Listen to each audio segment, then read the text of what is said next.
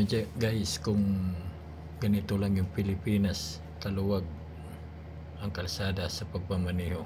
Napakaganda sana mag-drive sa sariling bansa natin. Napakaganda sana. Hindi tayo gaano natatraffic. Napakaganda.